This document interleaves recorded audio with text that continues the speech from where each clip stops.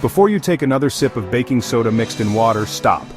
You may think it's a harmless home remedy, but it can actually backfire in surprising and even dangerous ways if you don't understand how it works in your body.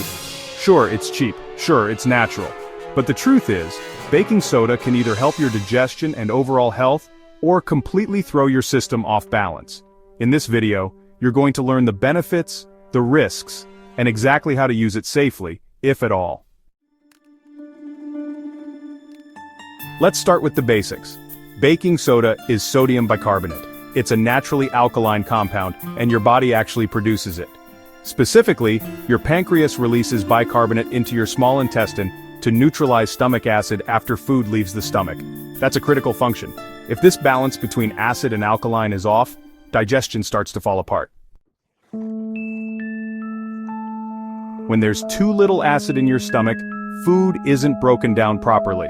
When there's not enough bicarbonate in your small intestine, enzymes from the pancreas can't activate. That leads to bloating, constipation, diarrhea, and nutrient deficiencies. So baking soda, in small doses, mimics something your body already uses to maintain digestive balance. But that doesn't mean you should take it casually or often. Let's talk about when baking soda actually helps, and when it definitely doesn't. Many people turn to baking soda for quick relief from acid reflux, heartburn, or a sour stomach. And yes, baking soda can help neutralize acid quickly. That can feel like a huge relief, especially late at night or after a heavy meal. But here's what most people don't realize. In many cases of acid reflux or GERD, the real issue isn't excess acid, it's too little stomach acid. If your stomach isn't acidic enough, the valve at the top of your stomach may not close properly. That allows even small amounts of acid to rise into the esophagus, causing burning and discomfort. So when you take baking soda for that, you may get short-term relief, but you're actually lowering stomach acid even further, which can make the root problem worse over time. For people dealing with frequent indigestion, bloating, or that heavy, uncomfortable feeling after eating, baking soda is not the answer. In fact, it's the wrong move. These symptoms often point to low stomach acid or sluggish digestion. In that case, you'd want to support acid levels with something like apple cider vinegar or betaine HCl, not neutralize them. Now let's look at a condition where baking soda can be useful: gastritis, which is inflammation of the stomach lining. A small amount of baking soda can temporarily soothe irritation. But for true healing, pairing it with zinc carnosine, which supports the repair of the stomach lining, is a much better long-term strategy. So some people with kidney disease also use baking soda. When the kidneys are damaged, they have a harder time managing acid levels in the body. Acid starts to build up, leading to symptoms like fatigue, muscle cramps, and skin itching. In these cases, a carefully controlled dose of baking soda may help neutralize that acid and reduce symptoms, sometimes even slowing the progression of kidney damage. But again, this should only be done under medical supervision, never on your own. Baking soda can also help athletes during intense training. During high-intensity exercise, your muscles produce lactic acid, which can cause fatigue and burning. A calculated dose of baking soda before a workout can buffer some of that acid, allowing you to push a little harder. But the dose matters. If you take too much, you'll probably feel nauseous or even experience some digestive distress. The general guideline is about 0.2 grams per kilogram of body weight, and it's best to take that in divided doses. For oral health, baking soda is commonly used in natural toothpaste. It can neutralize acids in the mouth, which helps prevent plaque buildup in cavities. It's mildly abrasive, so it can help polish your teeth, but you really shouldn't overdo it. And honestly, if you're eating a high-sugar diet, no amount of baking soda will save your teeth. Baking soda can also be applied topically. If you get stung by an insect like a bee or an ant, both of which inject acidic venom, applying a paste made from baking soda and water can help neutralize the sting and reduce pain. But you need to be careful because not all stings are acidic.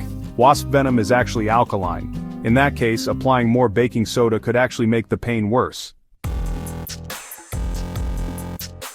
What works better for wasp stings is vinegar, which is acidic and can help balance the alkaline venom.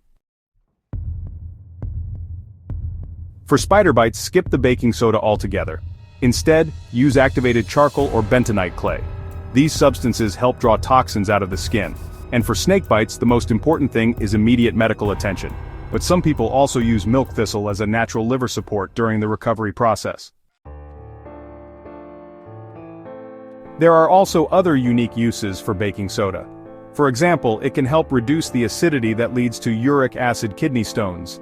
It may offer temporary relief from gout by dissolving uric acid crystals, although avoiding high fructose foods is more effective long-term. Some people use baking soda to help manage urinary tract infections. By raising the pH of the urinary tract, it creates an environment that makes it harder for harmful bacteria to thrive. But again, this is a temporary fix, not a replacement for proper treatment or prevention. And here's something you might not expect. Baking soda is deadly to cockroaches. If you mix baking soda with sugar and leave it where roaches can find it, they'll eat the mixture. The baking soda reacts with the acid in their digestive system, creating gas they can't release, which kills them. It's a simple non-toxic pest control trick. So, with all these potential benefits, why wouldn't you use baking soda regularly? Because honestly, long-term use can disrupt your body's natural acid-base balance. If you keep neutralizing your stomach acid, your digestion weakens. You'll absorb less B12, struggle to digest protein, miss out on critical minerals, and leave your gut vulnerable to infections. And here's one final warning. Never mix baking soda with vinegar or lemon juice in a drink. That combination produces carbon dioxide gas rapidly, which can bloat your stomach and lead to severe discomfort or worse. So, just to be clear, the chemical reaction is fine for cleaning drains, not for drinking. So, what's the bottom line? Baking soda has its place. It can offer temporary relief, help balance pH in certain cases, and serve as a handy natural remedy in the right situations. But it is not a daily supplement, and honestly, it's not something to take lightly. Before using it, ask yourself, am I addressing the root cause of my problem or just covering up a symptom? Because if you're relying on baking soda for your digestion, you're likely missing the bigger issue. If you really want to fix your digestion, balance your pH naturally, and improve your energy and health long-term, start by looking at your overall diet and lifestyle. And if you haven't yet, be sure to check out my in-depth guide on using apple cider vinegar the right way. That's a natural solution that supports your body without disrupting your internal chemistry. Thanks for watching. Be smart with your health and never assume that just because something is natural, it's always safe.